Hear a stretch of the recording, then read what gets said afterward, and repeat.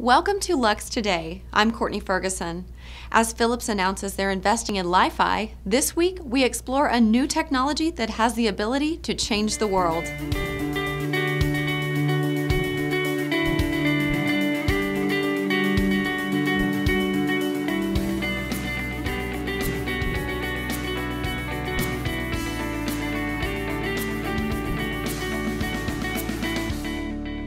In a surprise move, Philips has announced that it's investing in Li-Fi, a new technology that turns light fittings into wireless internet points. The news will bring further credibility to the fledgling invention that has the ability to end the bandwidth crunch that is challenging the dominance of Wi-Fi. Philips has purchased Luciom, a small French company that specializes in building visible light communication technology. Li-Fi has been demonstrated in a series of limited pilot schemes recently. However, the technology has been in desperate need of a major investment from a big industry player.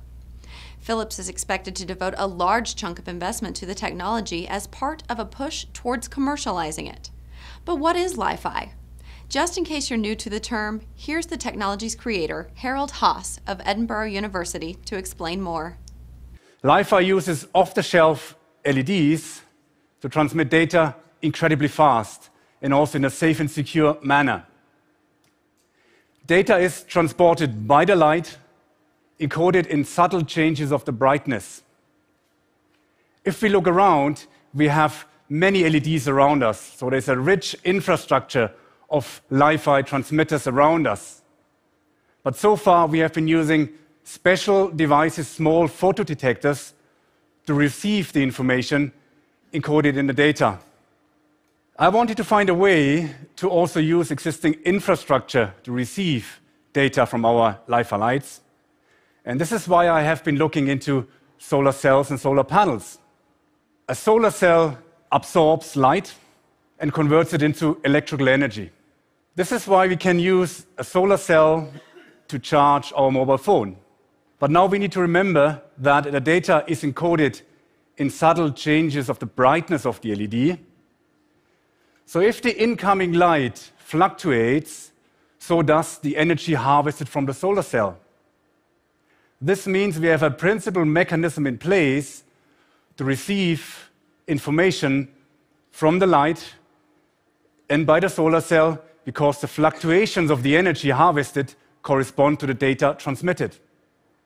Of course, the question is, can we receive very fast and subtle changes of the brightness, such as the ones transmitted by our LED lights? And the answer to that is yes, we can. We have shown in the lab that we can receive up to 50 megabit per second from a standard off-the-shelf solar cell. And this is faster than most broadband connections these days. Li-Fi has the ability to completely change how the internet is delivered into our homes, for example, through solar cells on the roof.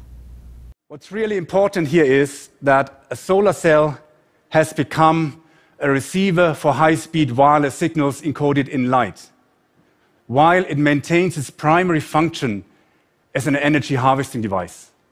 That's why it is possible to use existing solar cells on the roof of a hut to act as a broadband receiver from a laser station on a close-by hill or indeed lamppost. And it really doesn't matter where the beam hits the solar cell. And the same is true for translucent solar cells integrated into windows, solar cells integrated into street furniture, or indeed solar cells integrated into these billions of devices that will form the Internet of Things, because simply we don't want to charge these devices regularly, or worse, replace the batteries every few months.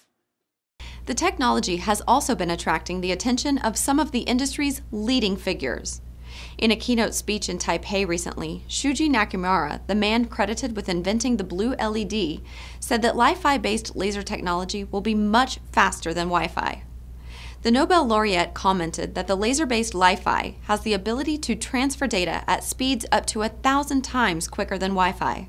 Nakamura noted that should laser Li-Fi reach its full potential, it will have the ability to transfer 100 gigabytes of data in just 1 second. Laser lighting is, however, up to 10 times more expensive than LED, and it's expected to take some time to commercialize it fully. The technology is already being used in cars. Automotive headlights that feature laser lighting are able to project light as far as 600 meters, which is much longer than the 300 meters managed by LED. That wraps things up. Remember, you can get all the latest lighting news globally 24 hours a day at luxreview.com. I'm Courtney Ferguson with Lux Today. We'll see you back here at the same time next week.